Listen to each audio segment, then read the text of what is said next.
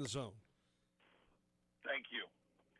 And I'm glad to be here with you today. And I just wanted to bring up something that's kind of topical and not to be offensive, not to upset anyone. But are we familiar with the Twitter account, Super 70s Sports?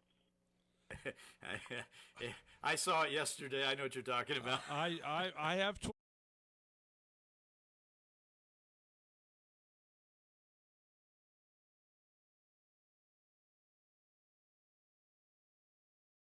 Twitter, but no, I did not get on Twitter yesterday.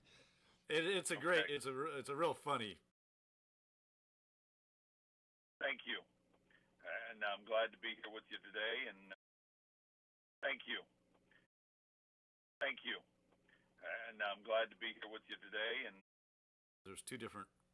I'm not entities sure. There, yeah, that may have been. Well, I know. May have been the issue. I know some schools like hired lawyers and I don't know if they went to court or whatever, and Oklahoma State did not. So maybe that's it. I don't know. But all I know is it's just peculiar that those infractions just kind of gone away. Well, without penalty. I mean, they got their penalty last year. Kansas is awaiting still, but it doesn't sound like much else is going to come down the pike. I agree. All right, guys. Thanks for the discussion. All right, Greg, we'll talk to you soon. Take care. Okay. Bye. All right. 522-1410 is the number. Yeah, they'll, them taking a little, suspending Self for 4 games and doing a couple other minor little things here and there. Or, sometimes the NCAA will just say, okay, that's good enough. We'll move on. Well, again, the NCAA, in this case, it's in the hands of that independent committee, which is going to no longer exist here after a while. But I think Oklahoma State, from what I've read, I don't think they went that route. They stayed with the NCAA, and that's who handed down the penalty. This independent committee is separate from the NCAA governing body. It's kind of confusing, but yeah, schools had the option, and schools had the option to ask for the independent committee to make determinations and investigations. They're more kind-hearted, I guess, that independent committee. I don't know. Let's go. I think they've thrown their hands up is what they've done. Yeah, they don't have much control of anything anymore. Let's go back to the phone lines. Welcome. You're in the zone. Thank you.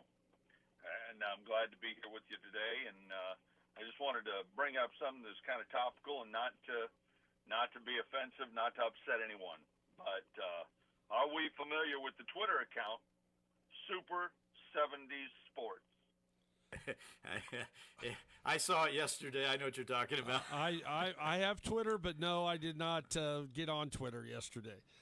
It's a great. It's a real funny account, by the way. But yeah, they had something on yesterday. They do great stuff.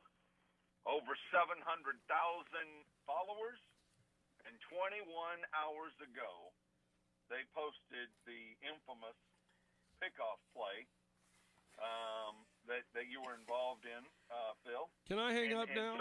You may not, please. And I understand if you want to. A friend of mine sent this over, not knowing the personal relationship that I had with you, spending the mornings from 9 to 11 every day.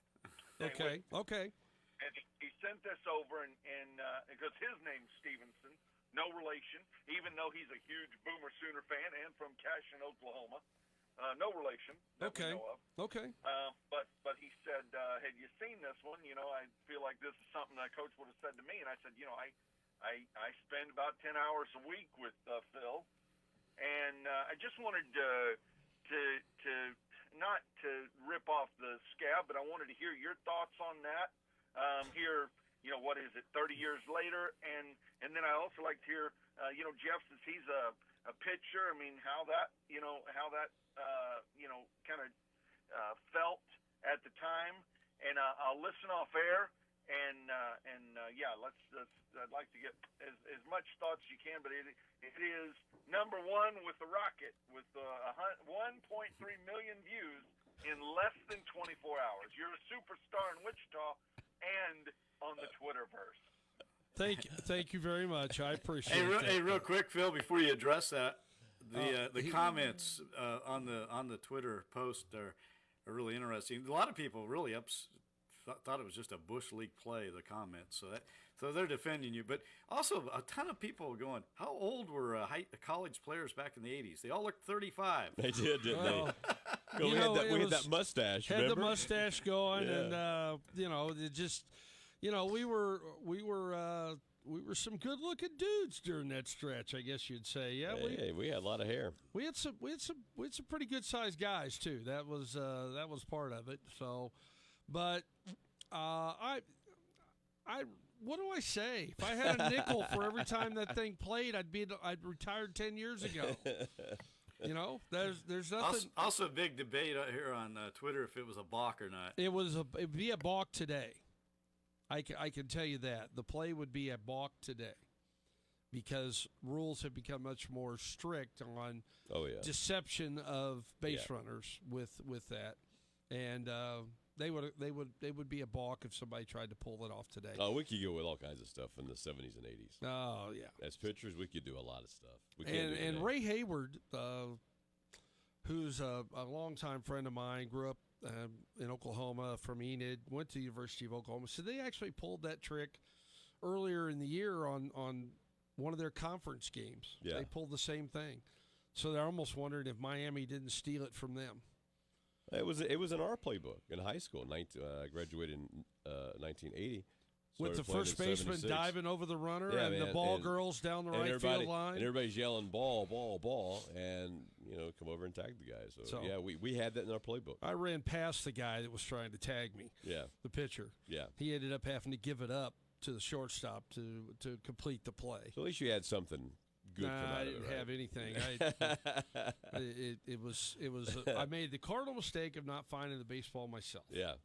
But it didn't help that my first base coach was also yelling run. I was going to say, what was he saying to you? He was counting his go. money being the first round pick of the Twins. Right. So it's the last time a player coached first base at Wichita State. Is that right? Yes. I guess so. Last time. So we'll take a break here on In the Zone. If we need to address this further, we'll do it after the break, because Jeff's got to go do an ag report, and I got to wipe the sweat off my forehead. Stay with us, more of In the Zone after this break.